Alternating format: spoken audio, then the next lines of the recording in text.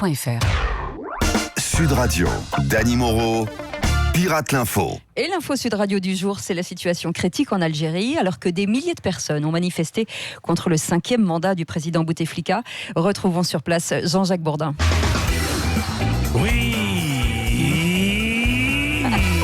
Cécile, envoyé spécial de BFLN TV à Alger. Ici Jean-Jacques Bourdin, journaliste tout-terrain, venu à dos de chameau. Stéphane Chameau, mon petit stagiaire. Jean-Jacques, vous voyez encore des manifestants là où Bien vous êtes ? sûr, Cécile. Le vieux port d'Alger est noir de monde. Ouais. Pour la première fois, les Algériens ne veulent plus rester bras croisés et babouche cousue. Et babouche cousue à siroter leur kawa. Voici d'ailleurs un gars du bled qui est très remonté contre le pouvoir en place. Bonjour, comment vous appelez-vous ? Ouais, salam alaikum, moi c'est Jean-Pierre Ben Bakré là.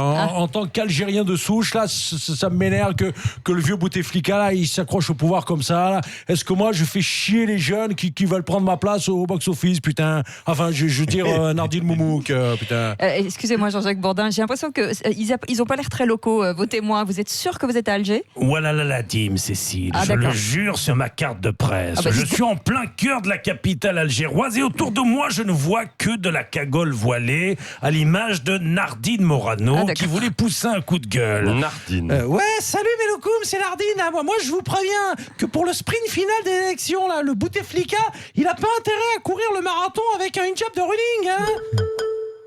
À fond l'uniforme, ouais. C'est ça, je m'en doutais. Jean-Jacques Bourdin, vous vous moquez de nous ? Pas du tout la gazelle. Je viens maintenant de franchir la porte d'Aix et j'aperçois un jeune avec un t-shirt de l'OM qui voulait parler au nom de la jeunesse.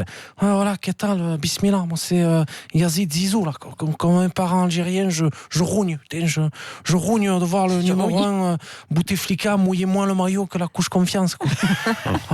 Si ça peut rendre service, je veux bien l'aider à partir sur un coup de tête. C'est ça. Non mais attendez, Jean-Jacques Bourdin, là, ce ne sont pas des cloches d'église qu'on entend là ? Tout à fait, Cécile. C'est l'appel de la prière à la grande mosquée Notre-Dame Notre Fatma de la Garde. J'aperçois justement le grand muezzin Jean-Rachid Godin. Godin de Sor et fan de Chichoucroune. Bouteflika, il tient autant debout qu'un immeuble de la rue d'Aubagne. Ouais, c'est ça, les Jean-Jacques. On a compris, vous êtes à Marseille, c'est bon maintenant. Ok, Cécile, Psartek. J'avoue, je me suis arrêté à Marseille car je suis allergique à la semoule sans gluten. Mais au final, j'ai fait le job comme un vrai journaliste, car tous les Algériens qui vivent ici à Marseille vous le diront, les élections en Algérie, c'est presque aussi truqué qu'un match de l'OM du temps de Bernard Tapie. Allez, choukran beaucoup. Allez, choukran vous-même. Et Marc Fratani, l'ancien bras droit de Bernard Tapie, règle ses comptes en l'accusant d'avoir acheté un arbitre lors du match de l'OM-PSG et d'avoir rencontré aussi Jean-Marie Le Pen. Ce matin, Sud Radio donne la parole à son avocat. Je me présente, Maître Fillon, avocat véreux des indéfendables, au barreau des causes perdues. Non mais Monsieur Fillon, c'est vous l'avocat de Bernard Tapie ? Bah quoi, rien ne vaut une grosse crapule pour défendre un immense voyou. En plus, quand j'étais minot, Nanar, c'était mon idole. Ouais. Le seul qui m'ait donné envie de faire un jour ce métier. Ah, de la politique ? Non, de l'arnaque. Ah d'accord. Bon.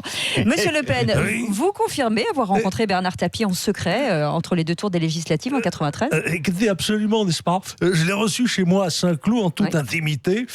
Quand il a sonné, dépotramminé, n'est-ce pas ? Je lui ai ouvert, vêtu d'une simple robe de chambre en fourrure, n'est-ce pas ? Et pour se détendre, on a même fait une partie de Cluedo où on devait trouver qui a tué le Parti Socialiste. Ah oui. À l'époque, on n'a pas mis longtemps à trouver le coupable. C'était François Mitterrand. Éric Cantona, Marc Fratani prétend que Bernard Tapie aurait acheté un arbitre et même drogué des joueurs du PSG pour faire gagner l'OM. Tais-toi, t'es comme les autres. T'as rien compris. Ah, Parce d'accord. que l'OM, c'est comme une mouette. Et la mouette, elle peut pas corrompre. Elle peut pas tricher. Parce que la seule chose qu'elle sait faire, c'est voler. Voler, merde. Avec mes paraboles à la con, je viens de te foutre dedans, Nanar, pardon. T'inquiète, Cantona, j'ai l'habitude de faire le service après-vente. Là. Ah, enfin, Monsieur Tapie, Ouais. comment vous réagissez face à ces nouvelles déclarations polémiques ? Alors écoute-moi bien, Daniel Gilbert. Non, mais- Depuis mais que non. j'ai troqué mon costard Smalto 100% laine vierge contre un gilet jaune en acrylique, j'ai l'épiderme sensible. Du coup, le Fratani, il commence à me gratter velu au niveau de l'entrejambe, là, tu vois.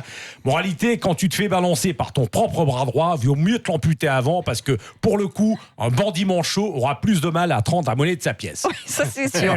Et on termine avec le mot de la fin de de Eddie Murphy. Et salut les faces de crème, ça biche, oui. Moi, Axel Follet, je voulais rendre hommage à Medondo, tu sais, le mec qui faisait ma voix française et qui vient de prendre un fauteuil pour l'éternité au paradis des doubleurs. Chapeau, mec.